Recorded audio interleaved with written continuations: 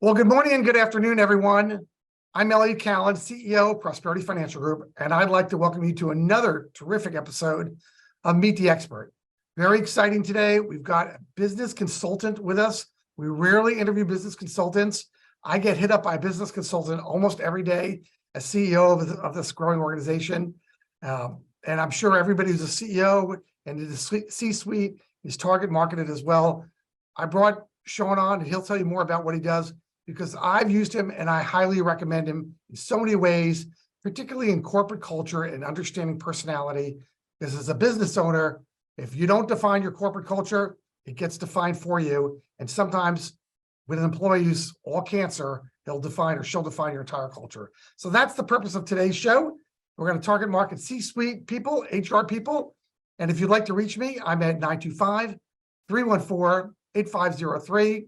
or Elliot, ELLIOT, at Prosperity Financial Group, or www.prosperityfinancialgroup.com.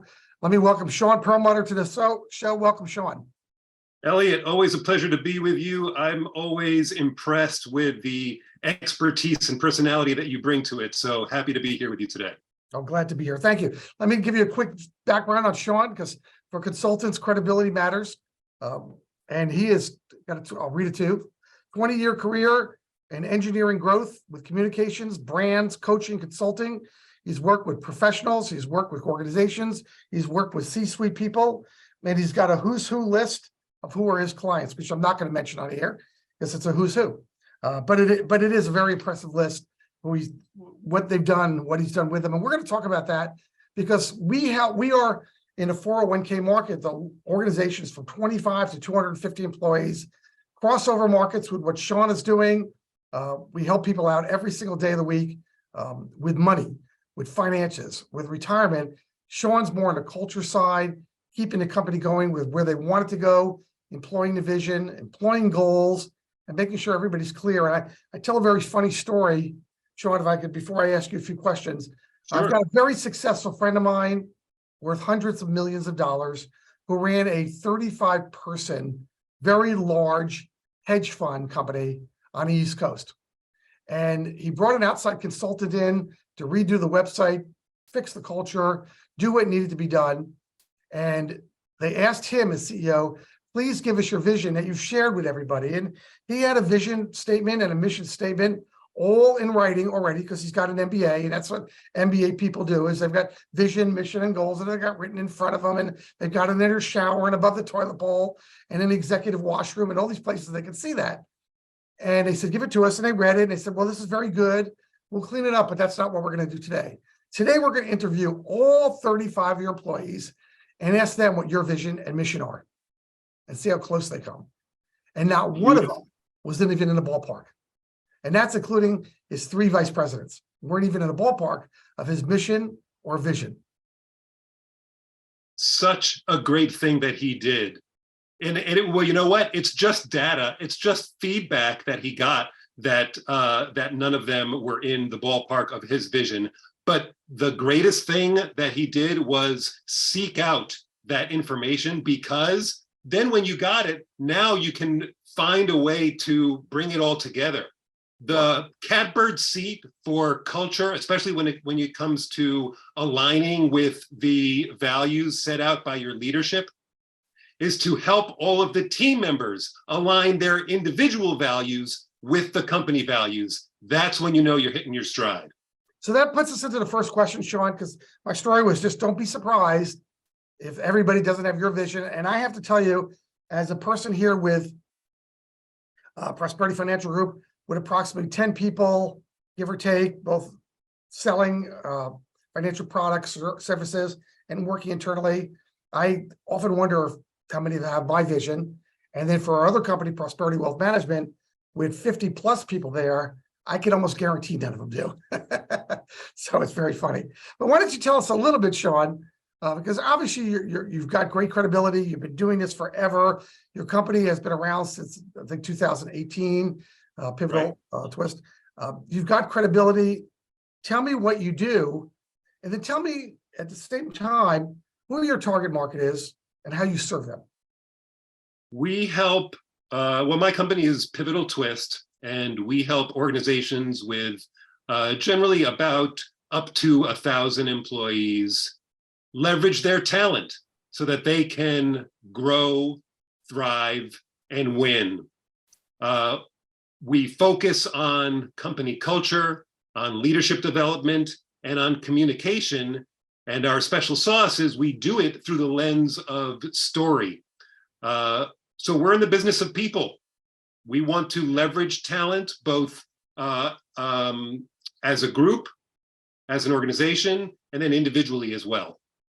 Well, we know that every MBA program in leadership or management talks about how to develop the right corporate culture, the Nike culture, the Amazon, that winning culture that every organization wants to have. There's no doubt about it, but there's more to it than that. So how do you define culture?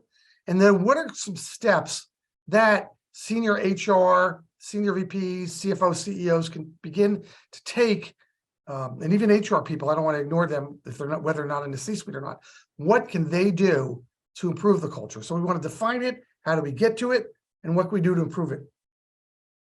Throw a rock and you'll find a different definition of culture for sure. You know, a lot of people talk about it's the set of values that the organization has and how the people live it and work it. It's the way that they communicate in between leadership and team members, and then how that is interfaced with shareholders and with the consumer public. But for me, the simplest definition is the best. Company culture, it's how we do things around here. It's the how. It's the way you show up to work. You know, do you have a organization where it's nose to the grindstone and all business? Is it one that's more playful and people are yucking it up between each other internally and with customers? There's all sorts of variations in there.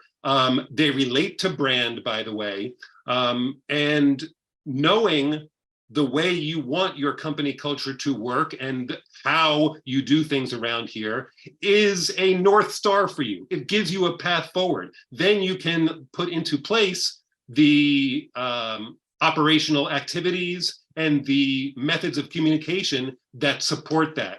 So the second part of your question is all right, how do we accomplish that? What steps do we need to do that? We are very big on emphasizing communication, and the way you communicate with people makes a huge difference. Obviously, story is one of the best ways to accomplish that. So when you as a leader are interfacing with your management, and then secondarily with managers communicating with their with team members, it's got to be done a certain way if you want to have a certain type of culture. How many touch points are you going to have? How many questions are you going to ask of your people? Are you going to be asking of them how their personal life is? And here is a big X factor. Maybe we'll touch on this later, Elliot. What is their emotional tenor? Typically in business, we want to stay away from the emotional side of things. But in today's landscape, understanding, acknowledging, and even celebrating your people's emotions is a way to actually make progress in helping to build your company culture in one where people feel safe, secure, and able to do their best work. Well, along those lines, let me do a follow-up question to what you just brought up, if I could. So we'll get to emotional tenor, and I agree that's a great subject too. But I want to talk about the personality of the office, because that's part of culture. So I have been criticized by many outside consultants, and some of my East Coast friends, again, very successful, and New York culture is different than California culture in so many ways. Yeah. But I've created a culture here because I've got a bit of a joking personality. It's self-effacing. There's nobody that makes more fun of me than me. I get a head start. I do that, very self-effacing. I know there are probably a dozen psychologists listening to this that would say, see, that's because you were dropped too early on your head by your mother, and you didn't get hugged enough by your father and all that other stuff. But it's very self-effacing humor, and I'm good at giving it. I'm not bad at getting it because everybody likes to make fun of me, and I have big, broad shoulders with a 49-inch chest. You could dump on me pretty easily here. Yeah. Now, so people around me, Sean, have a decent sense of humor too, most of the time. But we live in California, and California is very much a thin-skinned state where people can get offended by saying, how could you come on camera with a checkered or striped shirt? What were you thinking? And I've ruined your entire day or weekend with that comment, even though you probably should answer back, really, I like it. You don't like it? And we could have had some fun with it. And because maybe even in my personality, the next day I would have said, it's fine. I'm just kind of joking with you. But we didn't get to that point because I blew you out on that. And I'm not really talking about your shirt in particular at this point, but in general. But we do that, and I've been criticized, and I know I'm not the only CEO that's got a cute sense of humor and makes fun of people and they make fun of him. But people have criticized that because they're the opposite side. It's serious, no joking. I've got a lot of lawyers in my family, and their attitude is don't make a joke. And no one jokes, period. That way you don't invite off-color, or racial or radical, or something that's in today's world, woke. And so what's right here? Because I don't want to be sued. Well, I don't want to come to work in a fun environment. So what's right? Well, I can't talk about compliance or regulatory matters at all. But I do have a number of responses for you. The first thing is, I'm a kindred spirit, by the way. Playfulness, delight, and fun is a part of my company's brand. We lean into that. Not only because both my partner and I have the same spirit of wanting to have fun at work that you do, but also because bringing that sense of humor, that sense of joy and fun to our work, to our clients, in the work that we're doing, actually helps them improve better and faster with more effectiveness. Here's the second thing I want to share with you. Have you ever heard of the law of thirds? No, what is that? The law of thirds is no matter what you say, no matter what you do, there will always be a third of the people who loathe you, a third of the people who love you, and a third of the people who are neutral. It's a law, no matter what. So when you know that, you can say, okay, so for some people, that check shirt is off limits. That's not going to work. And you can say, okay, I accept that, because there's another third who think that that's terrific that I'm wearing that. And even another third after that who are neutral. They're neither hot nor cold about it. So it's A-okay. That's the last thing I want to share with you about this is that knowing your audience is important. And the way you speak to, let's say, the president is going to be different than the way you speak to, let's say, your second cousin who you were, stealing Cokes from the basement with when you were little kids. You communicate differently, for sure. You wear different masks depending on who you're communicating with. So you have to acknowledge that going in and temper or massage, let's say, the way you communicate, the way you show up, depending on your audience. If you've got that ability ahead of time, then hey, maybe depending on the situation, you're going to be white collaring and wearing a necktie. Depending on another situation, it might be a t-shirt. It just depends, So you got to know your audience and understand where you're going to put your first foot forward. It's funny. I have to tell you that a couple of weeks ago, we were in the office and I had two of my main women that work for me who just are delightful human beings, and I enjoy every minute with them. And they were talking about how fun the office is, how much they enjoy it, how relaxed they are, how they can make fun of each other and still and have a great day. And then later that afternoon, one of the younger ladies came in my office in her 20s, and she said, this is not a very fun office. And that all happened within a few hours. Wow. So let's stick with the culture thing, because that's really a culture thing. How do you work on, if most offices are probably a little bit like mine. Some people are like this, some people are like that. Maybe it's a third, like you're talking about, but there's no one size fits all. So now I've got multiple people that I'm appealing to as a leader and multiple people I'm offending as a leader. And we don't want that. But so how do we work on improving the culture and maintaining the culture, especially in a tight labor market where I've sometimes have to hire somebody because I have to fill a position and I've got only one person to hire, not 7 now. Certainly, the who you target to hire makes a difference. You're going to be looking for certain things, and you're going to be filtering out applicants based on criteria that you decide. And one firm is going to come in with saying we need a certain skill set, and the rest it doesn't matter so much. Another one is going to say we need a certain personality, and we can train for the skill set, and everything in between. So that's the first part. The second part, really important, is onboarding. Too many people, too many new hires get dropped as soon as they're hired and feel like they're lost. And the way you onboard your new hires, making them feel embraced, making them feel supported, and giving them the tools to succeed makes a huge difference. It's a really big thing. Okay, so beyond those two things, we're talking about maintenance and improvement. With improving a culture, there's a lot of different factors. So, like, I can't give you a generalization for how to do it in one or two sentences, because it's about communication, it's about hierarchy, it depends on how the people work with each other. It depends on whether the company is prioritizing efficiency versus camaraderie. There's a lot of different things at play here. And one of the things that we do as consultants is to help identify where there are strengths and weaknesses in culture.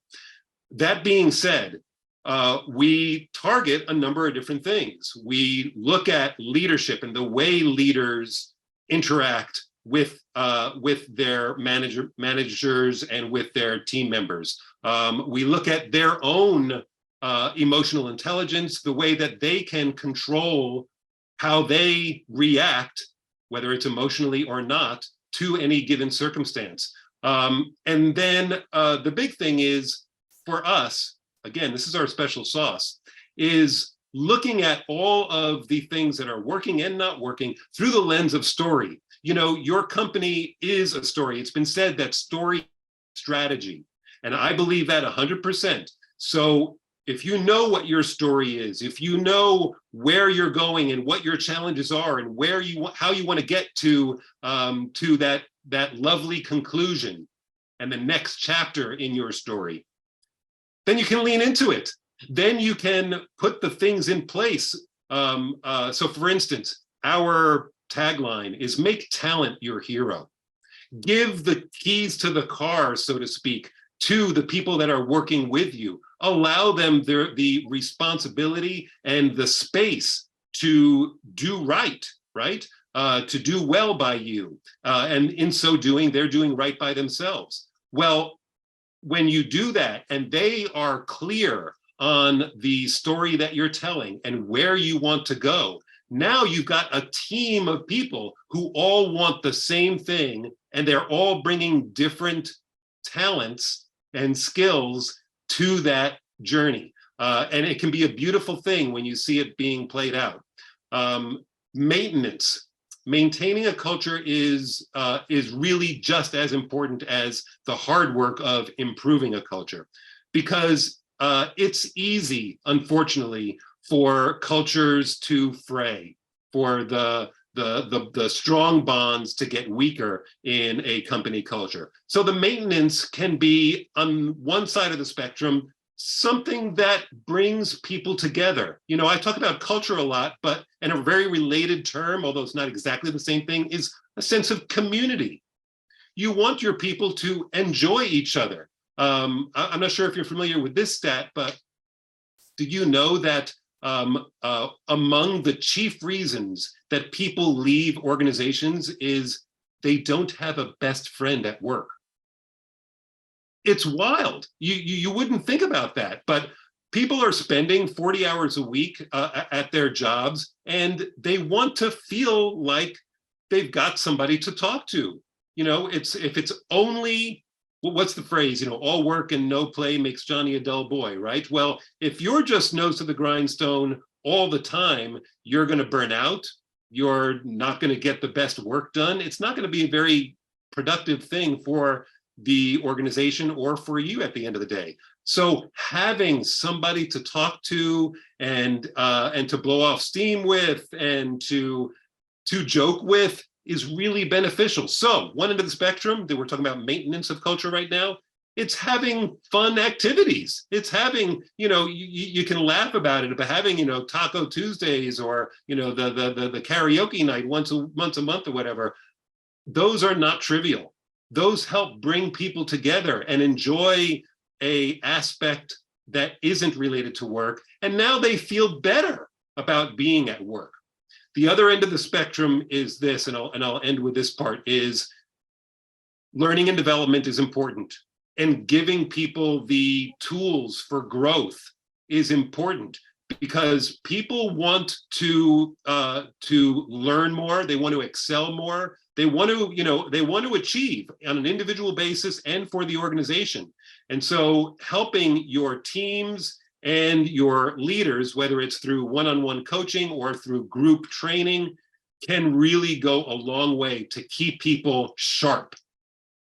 So let me talk about pivotal twists, because those are great answers you're giving. You're obviously a consultant in the business of culture and leadership and all these people that we appeal to, you appeal to, the CEO, the CFO, the senior VP of HR, even the HR, the whole suite there, we appeal to and you appeal to, and you're coming in as a consultant, which means that I, as the owner of that company, have to engage in you. I have to sign a letter of engagement. So tell me, as I want to do this, because I'm talking to you because I could see a problem in my organization, and you're going to solve that for me. So I'm coming in, I'm going to hire Pivotal Twist. Tell me what that looks like to hire you. How would you describe the engagement? And because I have hired consultants in the past personally for my companies, it's really hard to measure the return on your investment.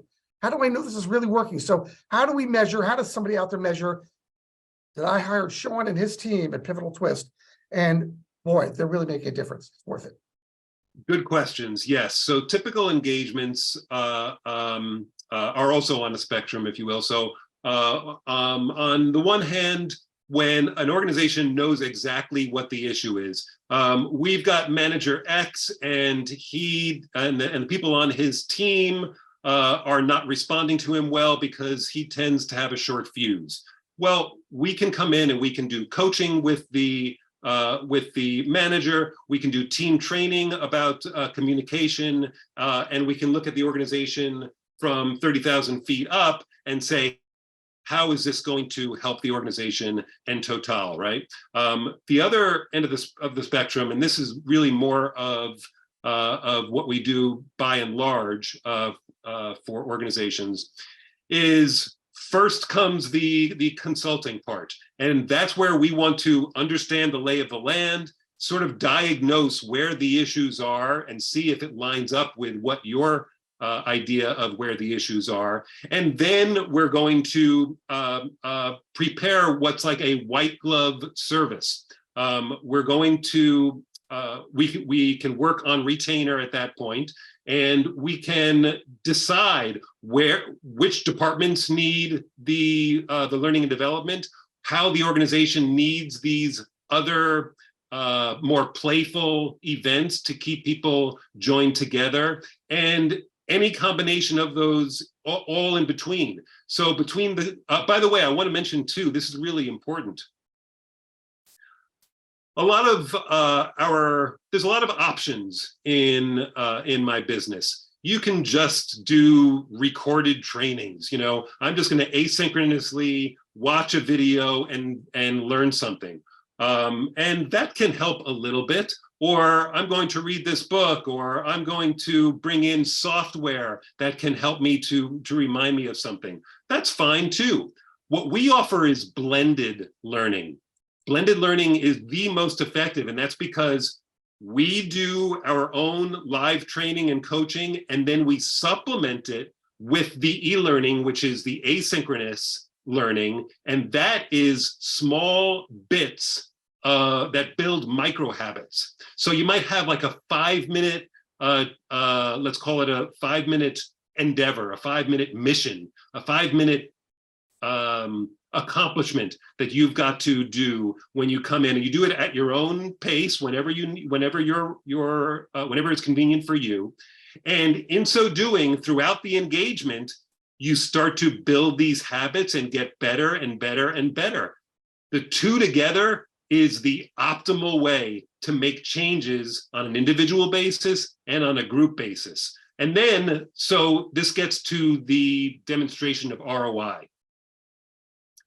It's difficult when you're in the business of people to say, all right, well, what does that do to my bottom line? You know, exactly what percentage is this going to help me? It's very hard. People are three-dimensional and messy, and it's tough to measure things. So what we do is we start every engagement with surveys and interviews and record those answers during, and then afterwards, we follow up with interviews and with surveys, and we're looking to get the change, the big difference between where they started and where they ended up. And 9.5 times out of 10, Elliot, you see these people saying, I feel so much more confident in my work. I feel so much more secure talking to my manager. I feel so much more supported in doing the things that I want to do that can actually help the organization. And that type of information is gold. It's precious. And it's what actually helps our clients feel that, or I should say, know that they got their money's worth. Right. So we're talking with Sean Perlmutter. He is the one partner in Pivotal Twist. They're an outside consulting firm. And we've been talking about culture and vision and employing it. If you need to reach me, I'm at 925-314-8503, Elliot, ELLIOT, at Prosperity Financial Group, and www.prosperityfinancialgroup.com. And let me also tell you, Sean, that recently we have become now the top 2.5% of financial podcast globally. So this is pretty amazing, and we're thrilled to be doing this with a great team behind me that works very hard to make this happen. And they do an absolutely great job. So I got one more question for you, because I want to shoot in a 23-25 minute range, if that's okay with you. I'm ready. And that's a phrase you brought up, and that's emotional tenor. And I'd like for you to define it and how it applies to an organization. And I'm the CEO, so I'm assuming I want to have the right emotional tenor personally, collectively, and so forth. And so does every CEO or CFO or VP of HR, so forth, listening to this. So what does that mean exactly? I'm going to back into the answer to this question. Some of your listeners may be familiar with the esteemed organizational psychologist Adam Grant, who recently said at the World Economic Forum that leadership is so used to having exit conversations, but he would suggest strongly, and we agree, that they should have stay conversations, the conversations with people to keep them there. So we certainly agree with that for sure, but we take it a step further. We call them catharsis conversations.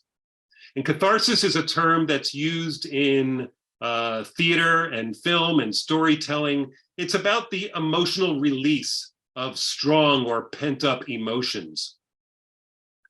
When you, as a manager or organizational leader, regularly talk to your people and actually seek to have a catharsis, not on your part, you want them to have a catharsis, you're actually laying the foundation for a psychologically safe and secure organization. People can feel okay about saying, you know what, boss, I'm frustrated, or you know what, I'm feeling very upset about this one particular thing, or this mechanism in our organization gets me angry.